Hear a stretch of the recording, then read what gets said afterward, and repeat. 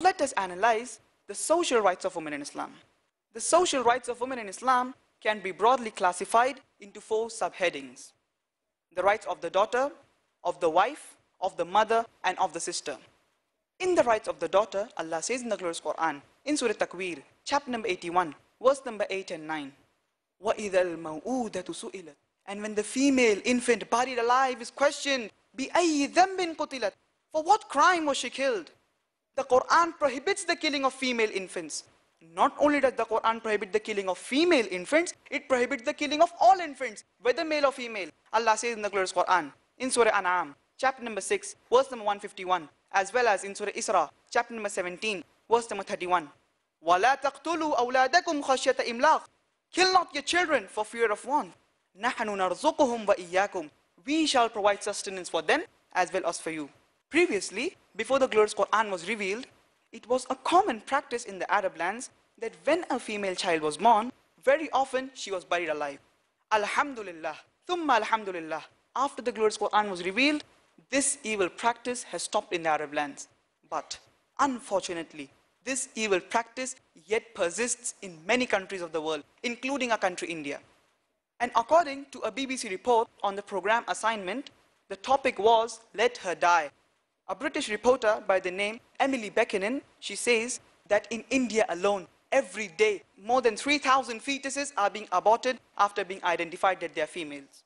If you multiply this figure by 365, that is the number of days in a year, you will get a total of more than 1 million fetuses being aborted in India alone every year after being identified that they are females.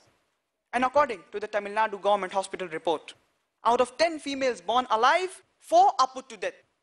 And there are big billboards, big hoardings put up in states such as Rajasthan and Tamil Nadu saying, spend 500 rupees and save 5 lakh rupees, indicating spend 500 rupees in performing tests such as ultrasonography, identify the child that you're carrying is a female, abort her and save a couple of lakhs in upbringing and a couple of lakhs in the dowry. Save 5 lakh rupees. Not only does the Quran prohibit the killing of female infants, it even rebukes the thought of a person becoming sad at the news of a female child. It's mentioned in Surah Nahl, chapter number 16, verse number 58 and 59. وَإِذَا بُشِّرَ أَحَدُهُمْ بِالْأُنْثَى. And when news is brought to one of them of the birth of a female child, ظَلَّ وَجْهُهُ مُسْوَدًّا وَهُوَ كَذِيمٌ. His face darkens and he is filled with inward grief. يَتَوَارَى مِنَ الْقَوْمِ مِنْ سُوءِ مَا بُشِّرَ بِهِ. With shame does he hide himself from the people because of the bad news that he has had. أَيُمْسِكُهُ عَلَى هُونٍ أَمْ يَدُسُّهُ فِي التُّرَابِ. Shall he retain it on contempt or bury it in the dust? أَلَا سَاءَ مَا يَحْكُمُونَ. Ah, what an evil choice they decide on. Not only does the Quran prohibit the killing of female infants, it even rebukes the thought of a person becoming sad at the news of a female child. And our beloved Prophet ﷺ said, it's mentioned in Sahih Muslim, volume number 4, book of Al-Bir, hadith number 6364. مَنْ عَالَ جَارِيَتَيْنِ حَتَّى تَبْلُغَا. Anyone who upbrings 2 daughters correctly till they mature, جَاءَ يَوْمَ الْقِيَامَةِ أَنَا وَهُوَ وَضَمَّ أَصَابِعَهُ. They will be as close to me as these 2 fingers of mine on the day of judgment. Now let us analyze the social rights of the wife in Islam. Unlike other religions which refer to the women as an instrument of the devil, the glorious Quran refers to the women as a muhsana, a fortress against the devil. This is because a good wife, she keeps the husband on the right track and she prevents him from going on the wrong track. Now let us analyze the social rights of the mother in Islam. Allah says in the glorious Quran, in Surah Isra, verse number 23, وَقَضَى رَبُّكَ أَلَّا تَعْبُدُوا إِلَّا إِيَّاهُ. And your Lord has decreed that you worship none but Him, وَبِالْوَالِدَيْنِ إِحْسَانًا, and to parents good treatment. إِمَّا يَبْلُغَنَّ عِنْدَكَ الْكِبَرَ أَحَدُهُمَا أَوْ كِلَاهُمَا. Whether one or both of them attain old age, فَلَا تَقُلْ لَهُمَا أُفٍّ وَلَا تَنْهَرْهُمَا. Say not to them a word of contempt. Say not uff to them. وَقُلْ لَهُمَا قَوْلًا كَرِيمًا. But address them in terms of honor. وَخْفِزْ لَهُمَا جَنَاحَ الظُّلِّ مِنَ الرَّحْمَةِ. And lower to them your wings of humility. وَقُلْ رَبِّ ارْحَمْهُمَا كَمَا رَبَّيَانِ صَغِيرًا. And say, O our Lord, cherish them as they cherished me in my childhood. The Quran uplifts the women in Islam. And it's mentioned in Surah Nisa, chapter number 4, verse number 1. وَاتَّقُوا اللَّهَ الَّذِي تَسَاءَلُونَ بِهِ وَالْأَرْحَامَ. Respect the womb that bore you. Cause of pregnancy, the woman is uplifted in Islam. It's mentioned in Surah Ahqaf, chapter number 46, verse number 15. وَوَصَّيْنَا الْإِنسَانَ بِوَالِدَيْهِ إِحْسَانًا. And we have enjoined upon man, care for his parents, especially your mother. And it's mentioned, فَإِنَّ الْجَنَّةَ تَحْتَ رِجْلَيْهَا. Paradise lies beneath the feet of your mother. It does not mean that if my mother, she's walking down the street and she happens to step on muck or filth, that thing becomes paradise. It means that if you respect your mother, if you are loving to your mother, if you are obedient to your mother, inshallah you shall go to paradise. And our beloved Prophet ﷺ said, it's mentioned in Sahih Bukhari, volume number 8, in the book of Adab, hadith number 5971. جاء رجل إلى رسول الله صلى الله عليه وسلم فقال. A man approached the Messenger of Allah صلى الله عليه وسلم and said, Ya Rasulullah, O Messenger of Allah, Man ahaqqu nasi bihusni sahabati. Who is the most worthy of my companionship in this world? Qala ummuk. He said, your mother. Qala thumma man. The man asked, who next? Qala thumma ummuk. He said, your mother. Qala thumma man. The man asked, who next?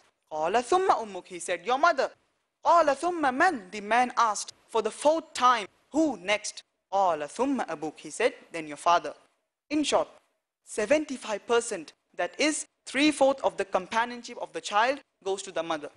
Only 25%, that is 1/4, goes to the father. In short, the mother, she receives the gold medal, she receives the silver medal, and she also receives the bronze medal. The father has to be satisfied with a mere consolation prize. These are the teachings of Islam. Now let us analyze the social rights of the sister in Islam. Allah says in Surah Tawbah, chapter number 9, verse number 71, وَالْمُؤْمِنُونَ وَالْمُؤْمِنَاتِ. Believing men and women, بَعْضُهُمْ أَوْلِيَاءُ بَعْضٍ. They are protectors unto one another, which means that they are brothers and sisters unto one another, unless otherwise. And our beloved Prophet Muhammad sallallahu alaihi wasallam said in Sunan al-Tirmizi, Book of Purification, Hadith number 113, إِنَّمَا النِّسَاءُ شَقَائِقُ الرِّجَالِ. That women, they are the shaqaiq of men. Shaqaiq, one of its meanings is that of one half, as the world is approximately divided into half males and half females. And the second meaning is that of a sister. That is, the woman is your sister unless otherwise. Just because the social rights of men and women in Islam are equal, what would you say that are the women's rights in Islam? Are they modernizing or are they outdated? I would like to give a short example before ending my talk, that in Islam, men and women, overall, they're equal. In some aspects, the men have a degree of advantage, and in some aspects, the women have a degree of advantage. For example, in a classroom, 2 students stand out first. Both of them get 80 out of 100. But if you analyze the question paper, there are 10 questions, each question carrying 10 marks. In answer to question number 1, student A gets 9 out of 10, and student B gets 7 out of 10. In answer to question number 2, student B gets 9 out of 10 and student A gets 7 out of 10. In the remaining 8 questions, both of them get 8 out of 10. Overall, both of them get 80 out of 100. But in answer to question number 1, student A has a degree of advantage, and in answer to question number 2, student B has a degree of advantage. But overall, they're equal. Similarly in Islam, men and women, they are overall equal. In some aspects, the men have a degree of advantage, and in some aspects, the women have a degree of advantage.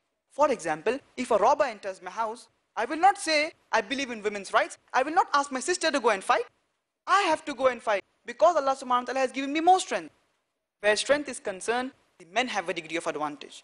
But when it comes to the respect to the mother, she gets 3 times more companionship of the child as compared to the father. But overall, they're equal. If you analyze the women's rights in Islam based on the authentic sources, that is the glorious Quran and the Sahih Hadith, you have no option but to agree that the women's rights in Islam, they are modernizing and they are not outdated. وآخر دعوانا أن الحمد لله رب العالمين والسلام عليكم ورحمة الله وبركاته.